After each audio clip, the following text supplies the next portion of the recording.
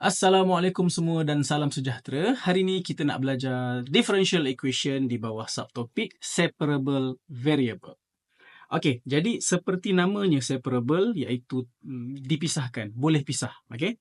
Katakanlah kita ada equation ini. Ini dia punya standard equation dia. dy over dx. Lepas tu kita ada persamaan dalam bentuk x dan juga kita ada persamaan dalam bentuk y.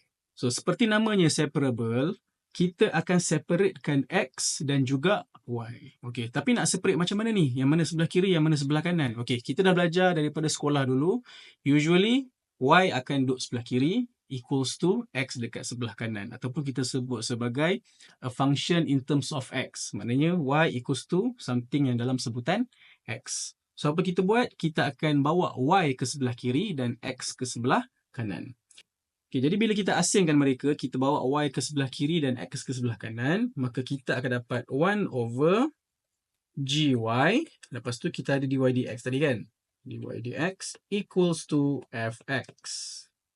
Seterusnya kita asingkan juga dy dx ni. So, seperti mana nature yang Y di sebelah kiri dan X kat sebelah kanan, Y akan kita biarkan, manakala X akan dibawa ke sana. So, kita akan dapat 1 over gy dy sama dengan fx dx. Selepas kita dah ada bentuk macam ni, maka kita akan integratekan kedua-dua belahnya. Maka kita akan dapat beginilah. So, the integration of 1 over gy, lepas tu kita ada dy, equals to the integration of fx terhadap x. Okey, jom kita pergi pada example yang paling mudah dulu. So, soalan yang pertama. Katakanlah kita ada example dy over dx sama dengan xy. So, kita akan bawa x. Nak bawa x ke tak payah? Tak payah kan? X akan kita kekalkan. Manakala y kita akan bawa ke sebelah kiri. So, kita akan dapat 1 per y. dy di sini. Dan x kita tinggalkan di sini dx. Jadi, kita ada integration punya symbol kat sini.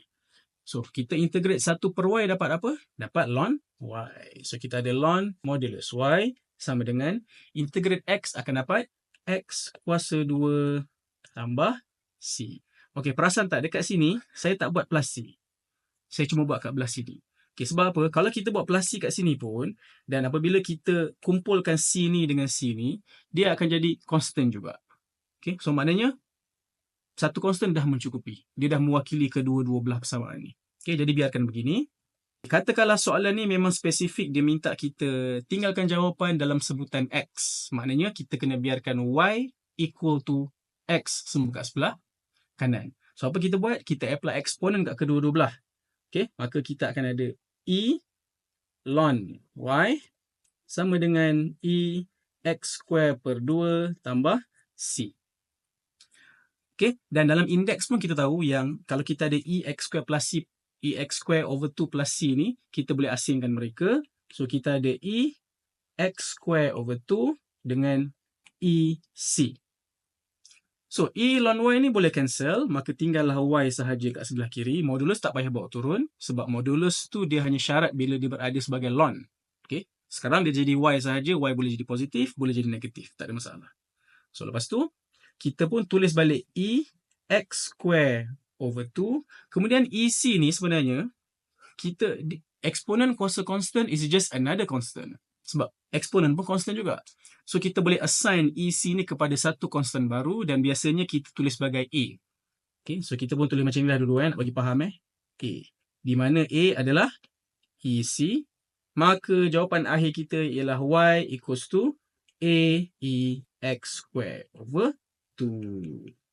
So, ini adalah yang mana ni? General ke particular solution? This is general solution. Sebab kita tak ada nilai pada C tu. C tu kita biarkan macam tu. Boleh? Okay, katakanlah soalan ni saya extend kepada ada particular solution. Maknanya ada dia punya nilai initial condition dia. So, katakanlah saya letakkan syarat initial condition, syarat awal dia, sebagai Y0 equals to 1. So, tadi kita ada apa? Tadi kan kita ada y equals to AE x square over 2 kan? So, kalau kita ganti masuk nilai-nilai ni, maka kita akan ada 1 di sini. Lepas tu equal to AE kosong kuasa 2 per kosong. Okay, kat sini ramai yang tersilap. Bila kita ada E kuasa kosong, ataupun apa sahaja yang kuasa kosong, kita akan dapat 1, bukannya kosong. Okay, so bila E kuasa kosong dapat 1, maka tinggallah A sama dengan 1. So, bila A sama dengan 1 dan kita gantikan balik ke dalam persamaan tadi, maka kita dapatlah Y sama dengan E x square over 2 sahaja. Dan ini adalah kita punya particular solution. Siap. Boleh faham semua? Alright, so kita bertemu lagi pada example akan datang. Bye.